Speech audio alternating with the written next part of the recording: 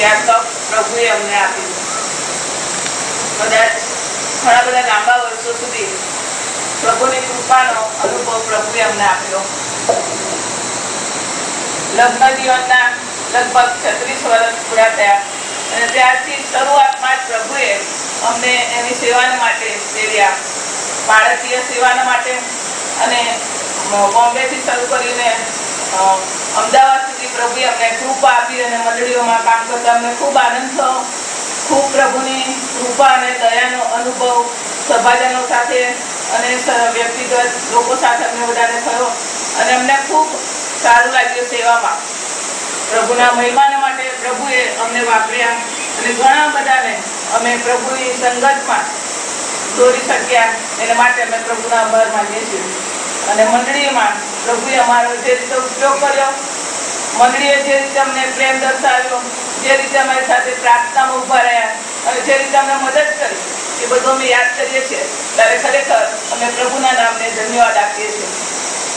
અને લગભગ 30 વર્ષ પહેલા જ્યારે અમે રાયકડ ચર્ચમાં હતા ત્યારે પ્રભુએ અમને પકડ્યા અને પ્રભુની સેવા માટે પ્રભુએ અંધ વ્યક્તિ દ્વારા પ્રભુએ અમારી આંખો ખોલી નાખી કે આ ભારતમાં આખી દુનિયાનો ચોથો ભાગ એ અંધ વ્યક્તિ એ ભારતમાં વસે છે અને લગભગ 5 થી 6 લાખ લોકો ગુજરાતમાં એ અંધ છે અને એ લોકોને માટે કોણ જવાબદાર?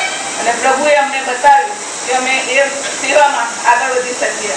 એક ભાઈ અમારે ત્યાં પહેલા આવ્યા અને એમણે કહ્યું કે અમને બ્રેલ લિપિને એક પુસ્તક આપો અને મને કહ્યું કે આપ્યું તો એને ખોવાઈ ગયું અને મારે એ પુસ્તકની જરૂર છે. અમને બહુ ઈચ્છા છે પ્રભુના વચન વાંચીએ. અને પછી એ ભાઈ અમારા કુટુંબના એક સભ્ય બની ગયા. અત્યારે 30 વર્ષ થયા છે, તેમ છતાં એ ભાઈ અમારી સાથે કૌટુંબિક રીતે સારી રીતે રહે છે. એટલે અમે પ્રભુના આભાર માનીએ છીએ કે એ પ્રભુએ અમારી દ્રષ્ટિ ખોલી. ત્યાર પછી અમે ઘણી બધી અંધ સંસ્થાઓમાં ગયા અને અંધ લોકોને અન્ય ધર્મી લોકો કેવી રીતે એ લોકોની સેવા કરે છે અમે જોયું. એ લોકોના માટે એટલું બધું કરે છે કે જે આપણે પણ કરી શકતા નથી. અને ત્યારે અમારા હૃદયમાં લાગણી થઈ કે આ કામ તો આપણું છે. પ્રભુ ઈસુનો પ્રેમ આપણને મળ્યો છે. એમને કયા દેવીઓ શીખ્યું કે જાણે કે લોકો અંધ વ્યક્તિ પર પ્રેમ કરી શકે. અને ત્યાર પછી અમે આ સેવામાં મંડળી સાથે કામ કરતા રહ્યા. 88ની સાલમાં પ્રભુએ અમને પૂર્ણ સમય સેવાના માટે આ લોકોને માટે અલગ કર્યા અને ત્યાર પછી અમે 97 સાલ સુધી અંધ મોટી વ્યક્તિઓમાં કામ ચાલુ રાખ્યું. ઘણી બધી રીતે અમે એમની સાથે સંપર્કમાં હતા. કુટુંબોમાં જઈએ, એમની સાથે બેસીએ, એમની સાથે ચા પીએ, એમની સાથે વાતો કરીએ. તેમને ઘણું બધું સારું લાગતું હતું અને ખૂબ આનંદ થતો હતો.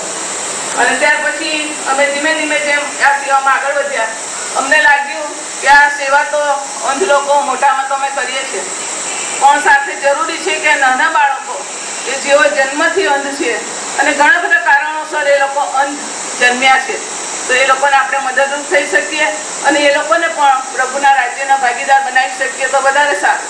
અને ત્યાર પછી અમે આ દિશામાં પ્રાર્થના કરવા લાગ્યા. કૌટુંબિક પ્રાર્થનામાં અમે આ બાબતને ખાસ ધ્યાનમાં રાખી કે પ્રભુ અમને એવી કૃપા આપો કે આવા રખડતા અને દુઃખી અને લાચાર અને તરછોડાયેલા અંધ બાળકોને અમે પ્રભુની પાસે લાવી શકીએ. અને પ્રભુએ અમને કૃપા આપી અને અજાયબ જેવી રીતે પ્રભુએ આ સેન્ટરની શરૂઆત કરી. શરૂઆતમાં અમે ભાડે રહેતા હતા અન્ય જગ્યાએ અને ફ્લેટમાં આ બાકીના સેન્ટરના બાળકોને રાખતા હતા. ત્યારે પણ લગભગ 6 વર્ષ સુધી આ પ્રમાણે અમે રહ્યા. પરંતુ ઘણી બધી વખત બાળકો ખૂબ બીમાર પડી જાય અને રાત્રે અડધી રાત્રે અમારે ફોન આવે કે બાળકો બીમાર છે ને અમારે જવું પડે. અમારી દીકરી વંદનાને એકલીને ઘરે મૂકીને અમે લોકો નીકળી જતા હતા કારણ કે દવાખાને જવાનું બધું કામ થયું. અને અમે પ્રાર્થના કરતા કે પ્રભુ તમે અમને એવી જગ્યા પૂરી પાડો કે જેથી અમે અમારા બાળકો સાથે રહી શકીએ. અને પ્રભુએ અમારી પ્રાર્થના સાંભળી અજય જેવી કૃપા કરી અને સર્વ જરૂરિયાતો પ્રભુ ઈસુના નામમાં પૂરી પાડી. શરૂઆતમાં અમે બીજા કુટુંબ સાથે અમે આ સેવામાં જોડાયેલા હતા અને 14 વર્ષ સુધી અમારી દીકરી વંદનાએ પણ અમારી સાથે રહીને ખડે પગે સેવા કરી છે. અને પ્રભુએ અત્યાર સુધી અમને મદદ કરી, કૃપા આપી, આશીર્વાદ આપ્યા અને પ્રભુની દયા અને કૃપામાં અમને સંભાળી રાખ્યા. એના માટે અમે તમારો ખૂબ પ્રભુનો આભાર માનીએ છીએ, તમારી પ્રાર્થનાઓનો આભાર, અને તમે અમારી સાથે ઉભા રહ્યા બધા માટે અમે ખૂબ આભાર માનીએ છીએ.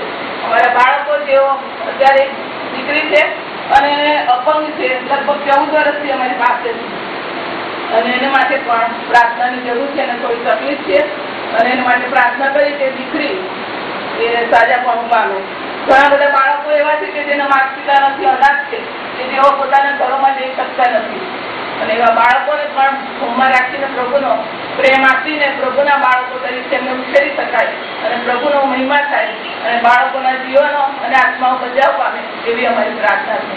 અત્યાર સુધી બધા એમને ખૂબ મદદ કરી, બધા માટે અમે તમારો ખૂબ આભાર માનીએ છીએ. ઈશ્વર સાહેબ, આગેવાન સાહેબોએ જે અમને તક આપી એના માટે પણ આભાર માનીએ છીએ. હવે પછીના અમારા સમયમાં પ્રભુ અમારી સાથે અમને દોરે અને ચલાવે અને પ્રભુના મહિમા માટે જે કઈ દિવસો આપે એ ઉપયોગી થાય અને પ્રભુનો મહિમા થાય એવી અમારી પ્રાર્થના છે.